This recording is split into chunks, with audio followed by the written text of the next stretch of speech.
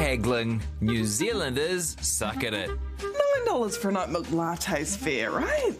I guess. Unless we're in Bali and then suddenly we're experts. I'll give you 1,000 repair for that. And she won't pay $1 more.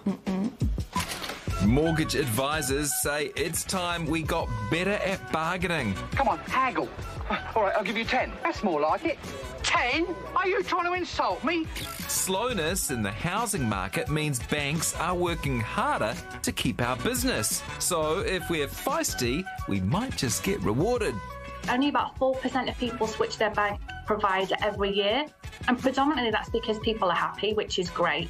But also there's a perception that switching your bank is really hard, when in reality of the people that do switch, 75% are surprised how easy it is. Everybody should be shopping around, especially when it comes to your power. When you switch, most people save $385 over a year, and it literally takes seconds. It could not be easier. The message is clear. Harden up and haggle. How much is it? $8,600. We will give you $10. Well, I love the sound of this cash back, and apparently there's a bit of it round at the moment. Mortgage expert Nick Virtue is with us. Nick, are we too shy when it comes to shopping around for good deals from banks? Well, I think humans in nature tend to avoid contract, but admittedly New Zealanders tend to be doers as opposed to talkers.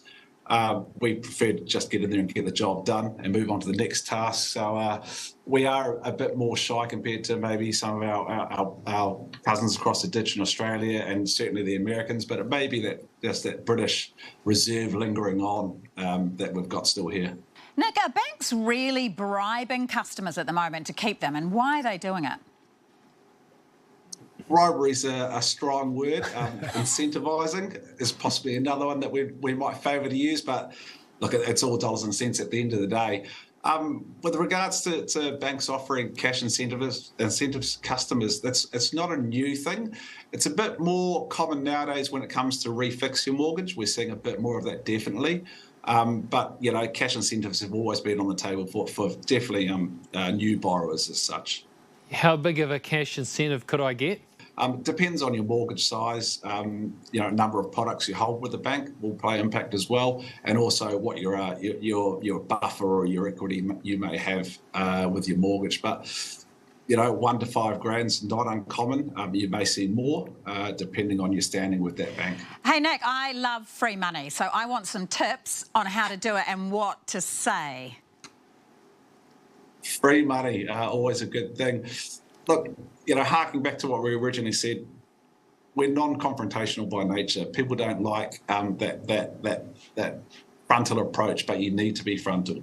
You need to just go and ask it. What you're doing there is you're selling yourself, but you're selling your financial position to the bank. You're going in and saying, here's my position. I've met all my financial obligations. I hold, you know, my credit cards, my insurance, whatever else with them, my savings, all that kind of carry on.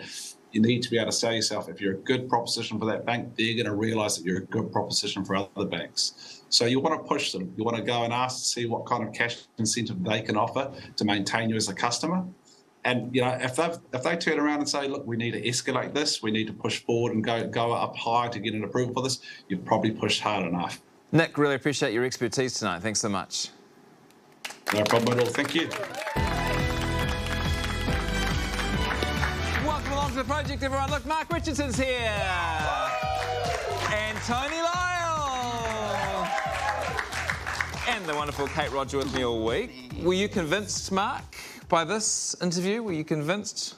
Oh, look, just be careful with the cashbacks because they do tend to lock you into certain terms. So if you happen to maybe sell the house, let's say, and you know, you then go to pay back the loan, they could claw back the cashback on you, and all of a sudden they want their you need to know what you're signing up back. for and for how long. But I am for the haggling thing. I think in general in New Zealand, you think I love an auction because an auction sets the market.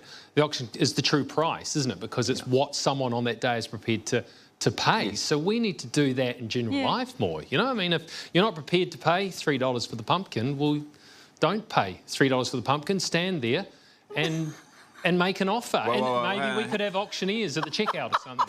Okay. It seems like a bad idea. For me, it's just the admin behind it all that is massively off-putting. I don't mind having a hard conversation with someone, but then I've got to go in. I bet there's forms to fill in. I've got to sit in a line. Like, I don't have this time. I've got, like, YouTube to watch. Yeah, you're what the banks refer to as a sucker. Yeah. Oh, and suck me up because it's too boring for me. Okay.